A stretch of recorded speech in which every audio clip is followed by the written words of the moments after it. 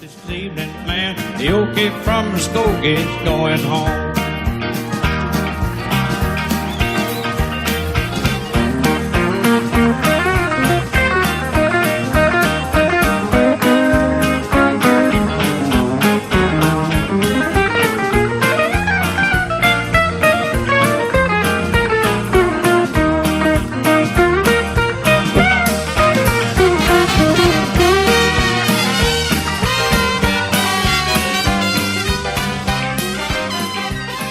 Hi everybody, Levi here, and I'm back again for another guitar lesson. Now, for those of you that have been following my channel for a while, you probably will have noticed over the last couple of weeks, I've been uploading a bunch of Clint Strong solos. Now, Clint Strong, fabulous guitar player. He's really a jazzer at heart, but he's had a lot of country gigs.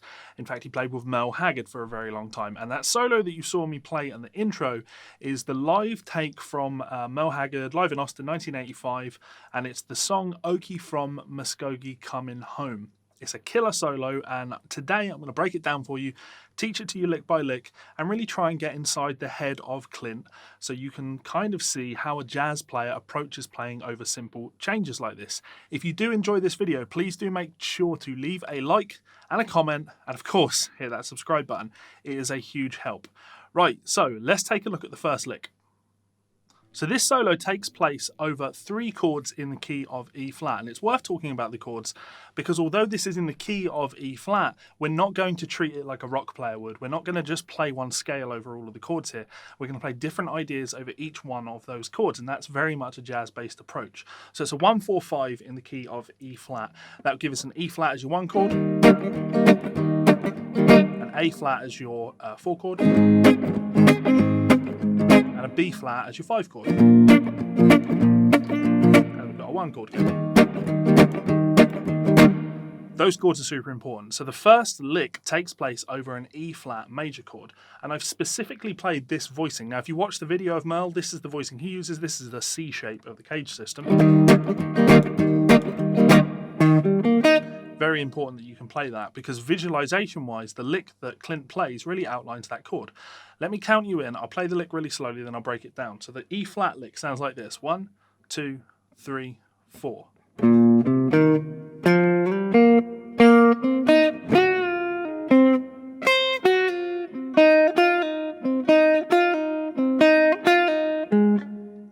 Relatively simple, right? Not too crazy. We're starting on that low B flat, first fret of the A string, and we're moving up 1, 3, 1 on the D string, sliding up 3 to 5, and then 3 on the G. Now when you do that, we're so obviously spelling out this chord now. You can play the lick then the chord, and it sounds like that chord, right? So when we're here, we're playing out of that E flat major pentatonic scale, and the lick that we play is, now that's simple, right? 3, 5, 4 on the B, 6 bend, come back down, and end on the 5th fret of the G string. Now you've got this bluesier lick, the solo that the lick ends with, where we go.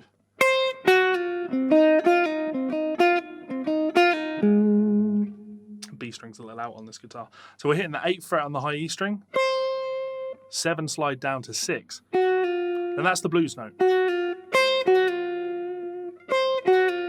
5 on the G. Now of course tabs for this are on my Patreon page. And then we're repeating this idea.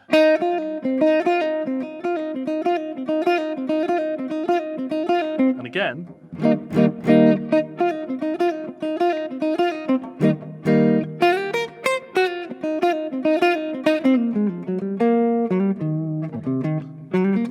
All this stuff sort of looks like and sounds like this chord. Now when the chord changes to A flat, although it's the 4 chord and you could play major 7 vocabulary over this, we're not going to do that. We're going to treat it like it's a dominant chord because this is country music and that's what you do in country music. So what we're going to play is, now again, this looks like the chord. We're going to hit 4 and 4 on the G and B strings, hammer to 5 on the G. This is a triad-based approach. I talk about this in all of my videos. Classic blues lick, or blues country lick. We're going to hit the 6th fret on the D string, double stop 6-6, 6 again on the D, hammer to that major chord again, coming down 6 on the D, 6 on the A, then we're going to walk down chromatically. Slide from 2 to 3, that's quite tricky. You could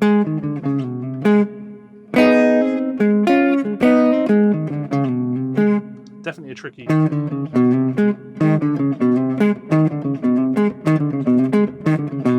want to spend some time on that and get used to that. Because, I mean, it sounds really good, but this kind of nature of country and jazz-based players where we have lots of different amounts of notes on each string. Here we're playing, 5 notes on one string. That could be tricky for position shifts. So what we've got there.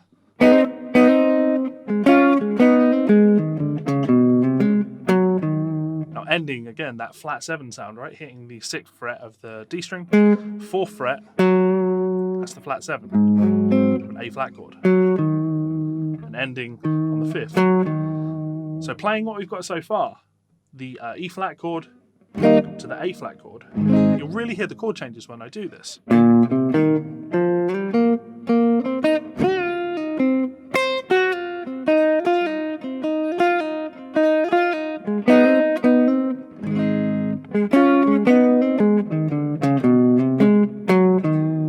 Okay, a little bit faster.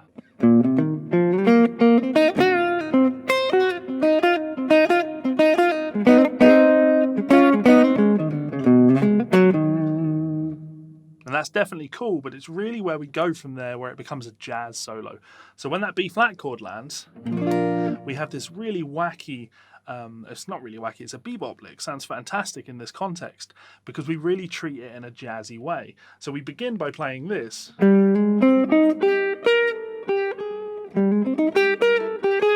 That's a cool little phrase.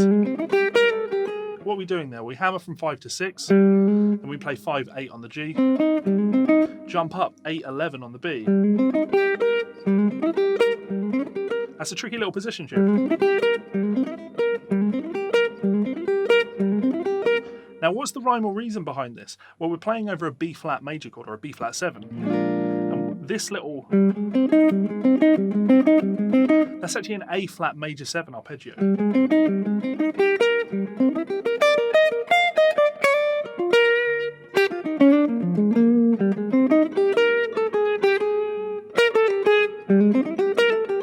That's, as I said, an A flat major 7 arpeggio.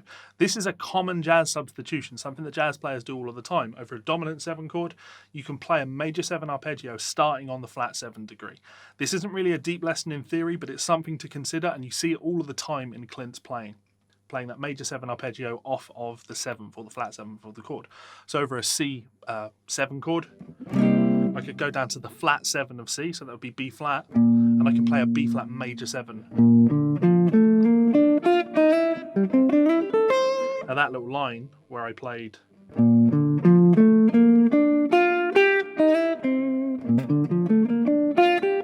that was B flat major 7, resolving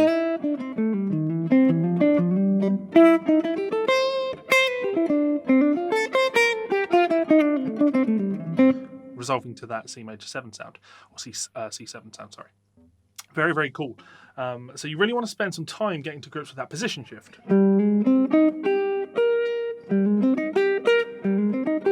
And we're only just getting warmed up with position shifts, to be honest. It gets sillier from there. After hitting that 11th fret, we're going to pull off to 10, then play 8, and then pick 9. That's chromatic encirclement. We're targeting the flat 7 of our B flat 7 chord.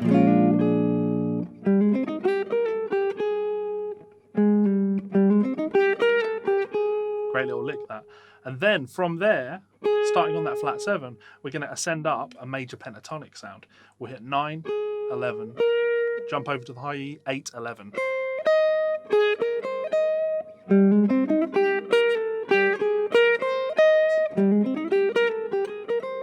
Very cool. Then we're going to slide up to the 16th fret of the high E string.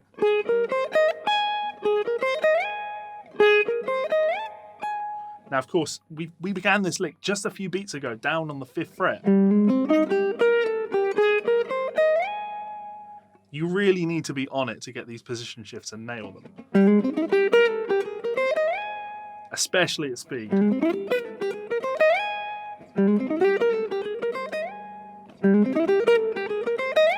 Just taking your time to get used to that, because that is one hell of a position shift to have to nail.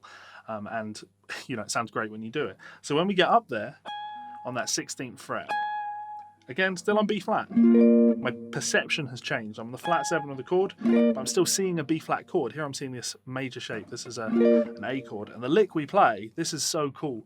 We hit the 16, and we slide, well, we pull all the way off down to 13, and then slide to the 12th fret. Now this note, this E natural, is the sharp 11. This gives us a wonderful Lydian dominant sound. That's where the jazz comes into this. When you play that,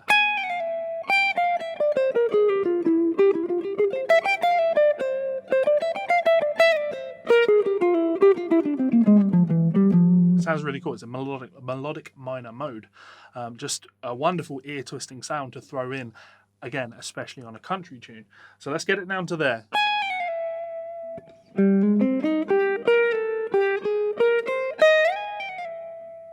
Sounds real cool. Very cool.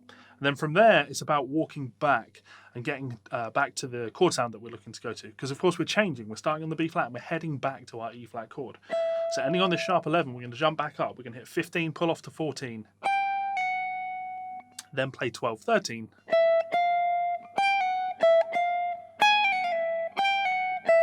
Now we did that here. Clint likes that motif.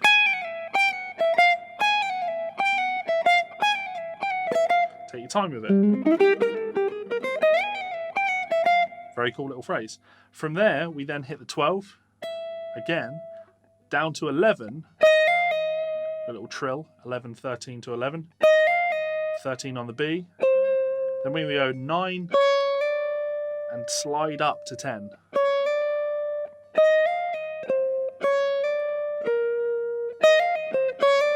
Now that, again, it's a B flat. We're just now in that C shape of the gauge system again.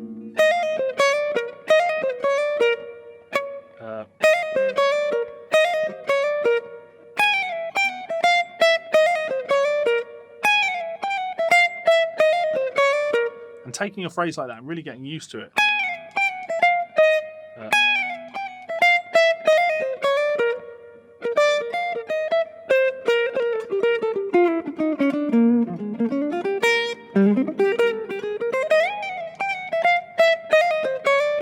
Really sounds quite cool.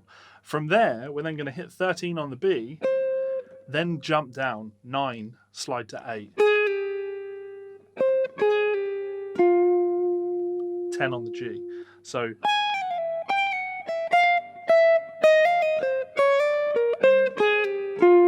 now that's the hard part, getting that down.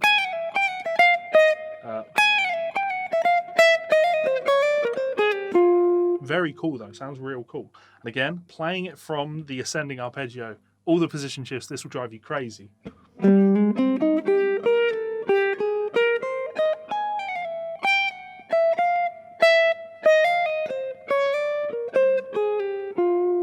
Bit faster.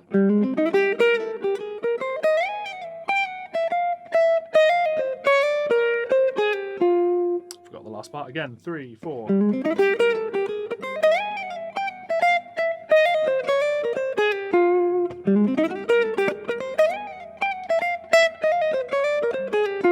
Sounds real cool. And then to finish it, like I say, the chord is going back to an E flat. So we're going to end out of that major pentatonic shape, basing it around this triad form. How do we get there? Well, after going, we're going to chromatically descend 11, 10, 9 on the B. And then we're going to play, this is 11 on the G string. That's the blues note. Again, 11, down to 10, pull off to 8, 10, 10, and then ending 8.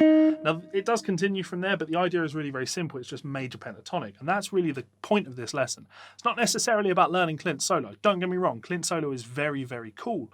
It's much, much, much more about teaching you the mindset, how we can go about achieving this. Because when we're improvising over something like this, it's about seeing how the player is connecting their musical ideas together. So I could play Clint's solo verbatim, as I did at the start, or after playing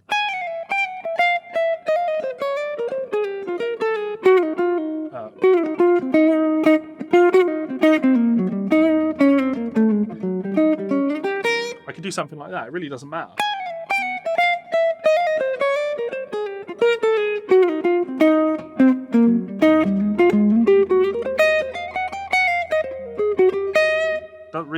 It's irrelevant where you go from there. I've used the melodic idea, the contour of Clint's line, and I've taken it somewhere else. Doesn't matter how you connect these solos together. It's about taking your time and getting better at connecting one phrase to another, and not just going, oh, this is all in the key of E flat, so I'll just play the E flat major scale over it. That will kind of work, but it won't get you the result that you really want. So let me play the solo again for you one more time, and I'll play it all through in its entirety, nice and slow. Counting it. 1, 2, 3, 4.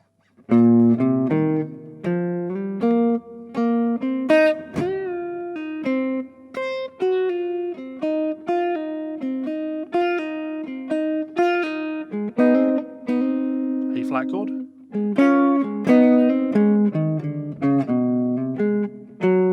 Heading to the B flat.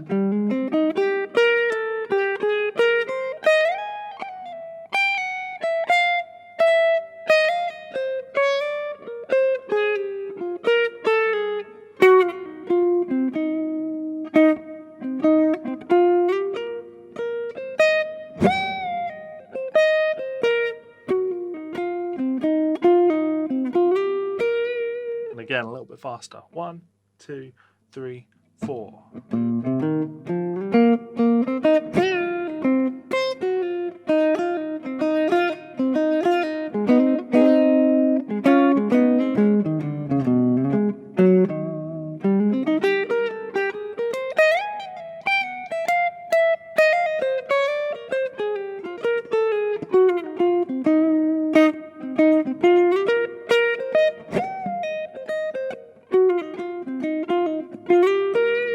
One more time, a little bit faster.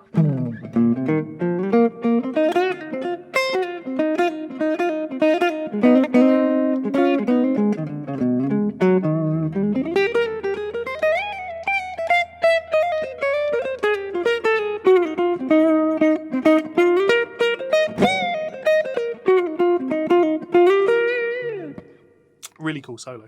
Simple as that. So, like I say, tab is on Patreon if you really want to go for it, but it's not necessarily about learning the solo. It's about learning those cool licks. It's about learning the concepts like using a major 7 arpeggio starting on the flat 7 of a chord. All makes sense? Hope you enjoyed it. So lastly, I just want to say a huge thank you to all of my supporters over on Patreon. You can see their names scrolling below. Thank you very much for your kindness, generosity, and support. You keep this channel going. So if you'd like to check me out on Patreon, there is a link in the description below. Get lots of stuff over there. You can have private lessons with me, join my monthly study club, participate in my transcription challenges, or just get your names listed, which is always fun. And of course, my private Facebook group. That's a lot of fun too. If you did enjoy this lesson, I'd also recommend heading over to Amazon and checking out one of my books. Of course, I have lots of books on country guitar. I've been writing about country guitar and covering country guitar for a very long time, and you may get some enjoyment out of that. As always, your love and support genuinely means a lot, so I'll fire it right back at you. If you would like to find out more about me, there is a link to my Patreon page up here. You can subscribe by clicking this button down here, and you will see 2 more videos here and here. Check them out, and most importantly, get involved. Hit that subscribe button. Tell a friend. All of these things help the channel grow, and the bigger the channel is, the more time I can take out of my day to make videos like this for you. Go learn that solo. I'm going to go do some transcribing of my own. Keep rocking, and I'll see you soon. Laters.